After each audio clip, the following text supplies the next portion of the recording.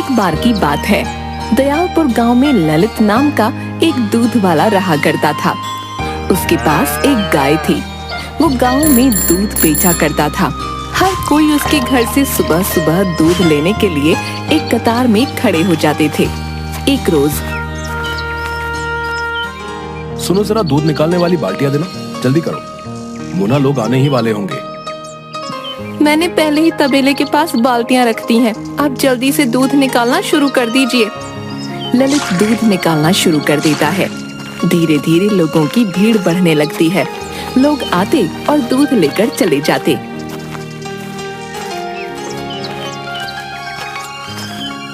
एक बूढ़ा आदमी आता है।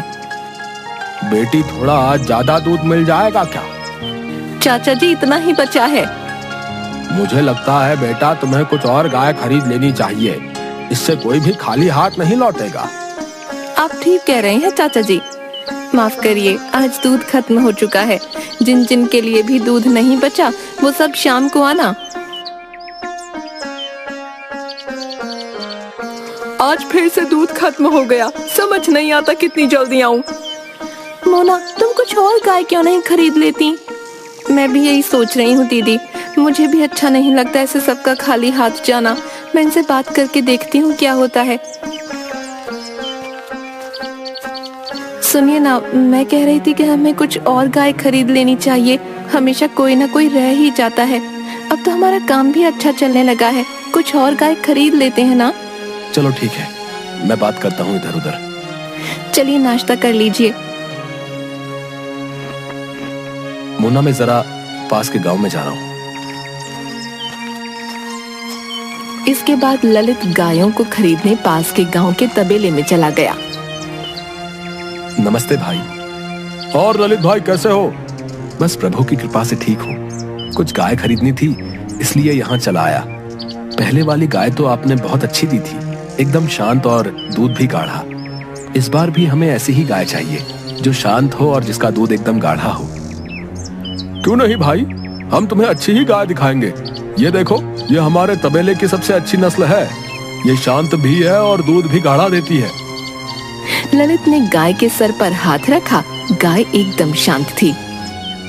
रुकिए, मैं आपके सामने इसका दूध निकलवा कर दिखाता हूँ। राधू, झींगा, अरे कहाँ मर गए दोनों? दोनों भाई किसी काम के नहीं। ओए राधू, जा, तुझे मालिक बुला रहे। नहीं झींगा, तुझे बुला रहे। बोला ना तुझे बुला रहे। मैं तुझसे बड़ा हूँ, तू जा। तू सिर्फ मुझसे 1 मिनट बड़ा है, समझा? ज्यादा धौंस मत जमा। तेरे से पहले अगर मैं आ जाता तो आज मैं बड़ा होता, समझा? क्या रे तुम दोनों काम चोरों को जरा काम के लिए क्या बोलो तो तुम्हें मौत आ जाती है। जा राधू, दूध निकाल उस गाय का, और झींगा, तुम तबेले की सफाई करो। मालिक, उससे तो आपने दूध निकालने का काम दिया और मुझे सफाई का काम दे रहे। तू चिंता मत कर, उसके बाद वो भैंसों को नहलाएगा। खुश? झींगा, तू तो गया। राधू ने तबेले वाले को एक लोटे में दूध निकाल कर दिया। हाँ भैया, दूध तो बढ़िया है और स्वादिष्ट भी लग रहा है। तो ये गाय तय रही। ले बिरजू, जरा तू भी चखियो। हाँ मालिक, ये तो वाकई बढ़िया है। इसके बाद ललित और बिरजू दोनों घर जाने लगे। रास्ते में अचानक मौसम खराब हो गया। ललित और बिरजू गाय और उसके बछड़े को लेकर भागने लगे। घर के करीब पहुंचकर, बिरजू, तू गाय और बछड़े को तबेले में बांध दे। ठीक है मालिक। मालिक, हाँ मालिक, बछड़ा नहीं मिल रहा है। ये क्या बोल रहे हो? बछड़ा कहाँ गया? मालिक, लगता है आते वक्त तूफान में वो मेरे हाथ से छूट गया। मोना, तुम इनको देखो, मैं उसको लेकर आता हूँ।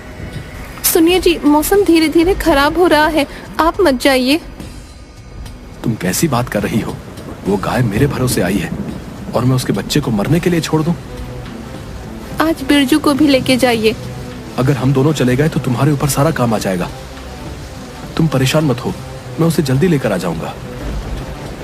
इसके बाद ललित बछड़े को ढूंढने चला गया। वो उसी रास्ते पर चलने लगा जहाँ से वो आया था। कुछ दूरी पर उसे गाय की आवाज आने लगी। ललित तुरंत उस आवाज का पीछा करने लगा। वो देखता है कि एक गाय और उसके सामने उसका बछड़ा उसी की ओर आ रहे हैं। ललित बछड़े को देखते ही खुश हो गया। ललित ने जैसे ही बछड़े को पकड़ा और जाने लगा, वैसे ही वो गाय रुक गई। ललित को थोड़ा अजीब लगा। लगता है तुम भी इस बछड़े की तरह यहाँ खो गई हो। चलो मेरे साथ चलो। ललित दोनों को लेकर घर आ गया। ये क्या जी, आप तो बछड़ा लाने गए थे, ये गाय भी साथ में ले आए? जब मैं जंगल गया तो मैंने देखा कि ये गाय हमारे बछड़े के साथ मेरी तरफ आ रही है। इस गाय ने हमारे बछड़े की सुरक्षा की है, तो इसकी सुरक्षा करना भी मेरा दायित्व बनता है। मैं कल ही कोतवाल के पास जाकर इस गाय के बारे में बता दूंगा। किसी की होगी तो लेने आ जाएगा। इससे ज्यादा क्या कर सकता हूँ? तब तक ये खा लेगी हमारी गायों के साथ थोड़ा बहुत चारा। ललित खाना खाकर सो गया। अगले दिन बिरजू, जल्दी आ। मोना बटिया रखवा दी? हाँ, रखवा दी है। ललित और बिरजू दोनों गाय से दूध निकालने लग गए। भैया वो देखिए, वो बछड़ा उस गाय के पास चला गया। रहने दे, कोई बात नहीं। जब दूध नहीं मिलेगा वहां तो खुद ही आ जाएगी। बच्चा है ना, भूख लगी होगी। अच्छा सुन, इसके बाद तू उसे उसकी माँ के पास थोड़ी देर छोड़ दियो, थोड़ा पेट भर जाएगा उसका। ललित और बिरजू दोनों ने गाय का दूध निकाला। आज कितना चाहिए? बेटी 1 किलो दे दो। बहुत दिन हो गए गाजर का हलवा खाए हुए। तुम्हारी चाची ने कहा है कि अगर खाना है तो दूध लेकर आना पड़ेगा। हाँ चाचा जी, आज आपको गाजर का हलवा खाने को जरूर मिलेगा, क्योंकि हम एक और गाय लेकर आ गए हैं। बढ़िया, अब कोई खाली हाथ नहीं जाएगा। दोनों हंसने लगे। सब चले गए। भैया अब हम जाए? ठीक है, तुम जाओ। हे भगवान, शायद वो इस बच्चे को बांधना भूल गया। वो बाकी के पास गया। उसने देखा कि वो दूध पी रही है। लगता है इसका कुछ समय पहले ही बच्चा हुआ। अब भगवान करे जल्दी से इसके मालिक का पता चल जाए। इसका बच्चा भी इसका इंतजार कर रहा होगा।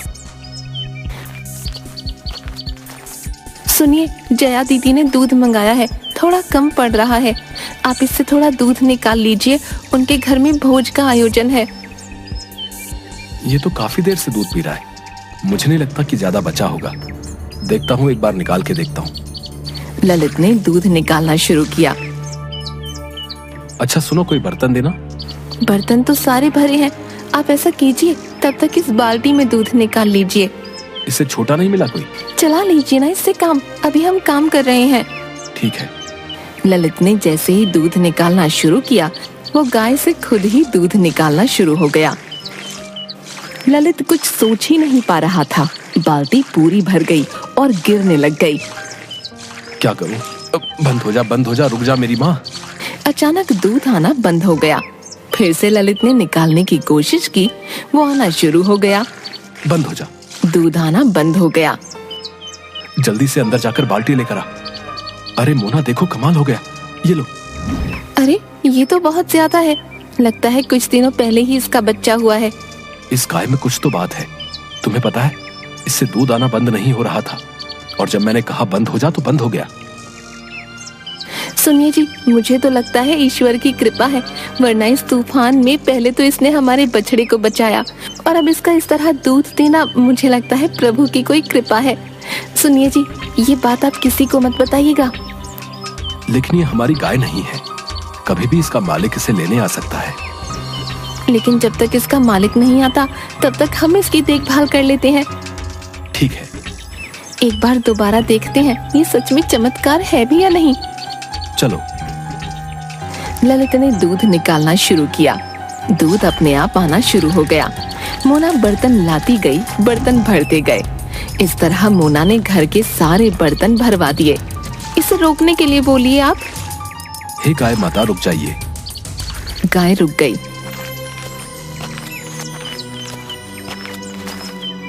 आपके लिए रोटी लाया हूँ, आप ये खा लो। लगता है बड़ी समझदार है। सुनिए जी, क्यों ना हम आसपास के गांव में अपनी कुछ शाखाएं खोल लें।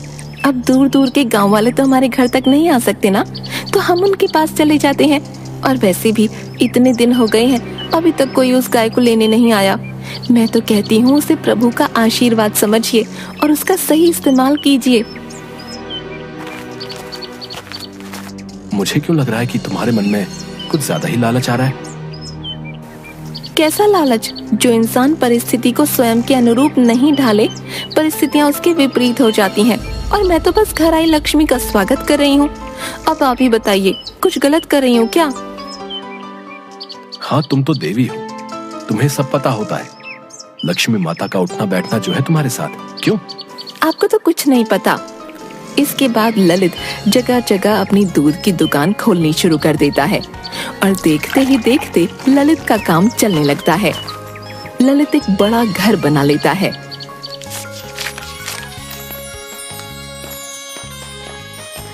अब ये सब बंद कर दीजिए, इतना काम करेंगे, चलिए बंद करिए।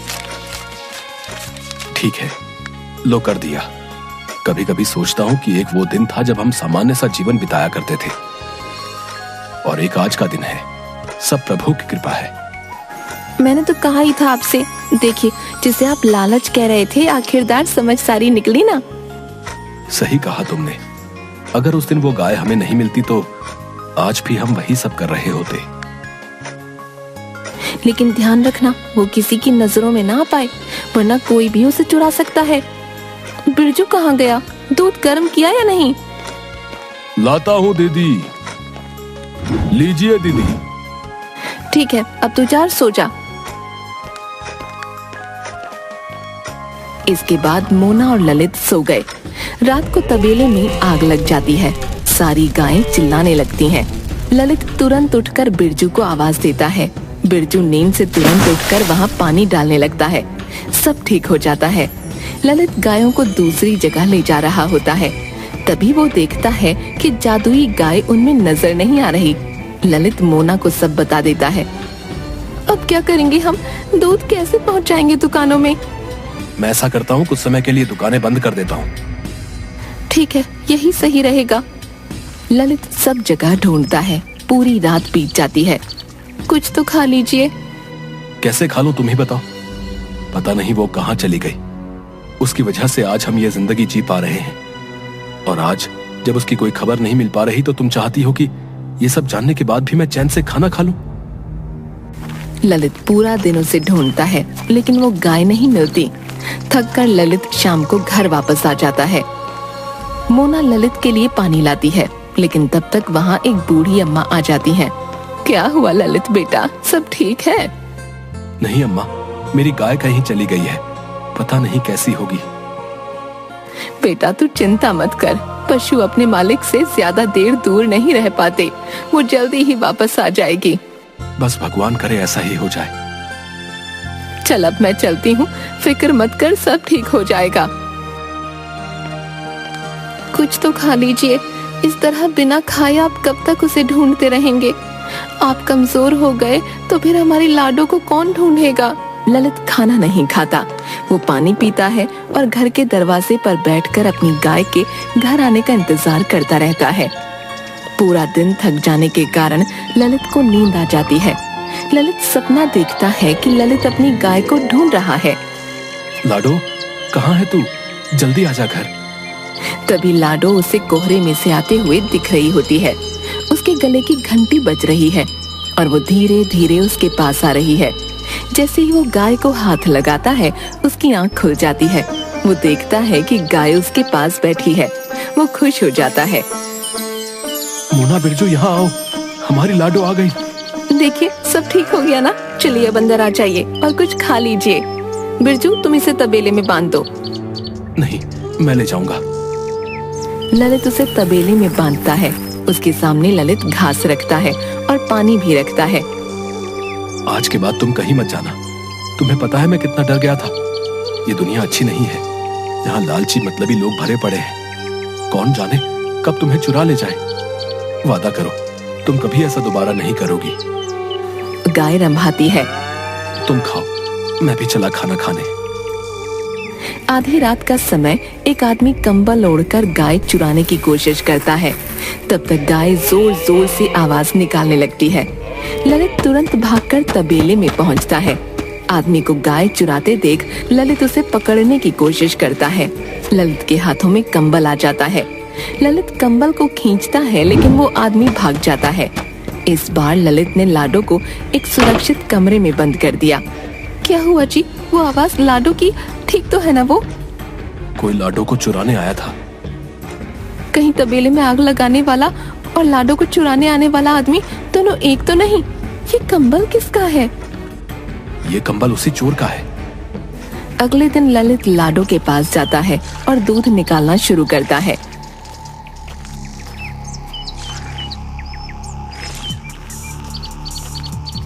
बिरजू सुनो, आज तुम लाडो को जंगल चराने ले जाना।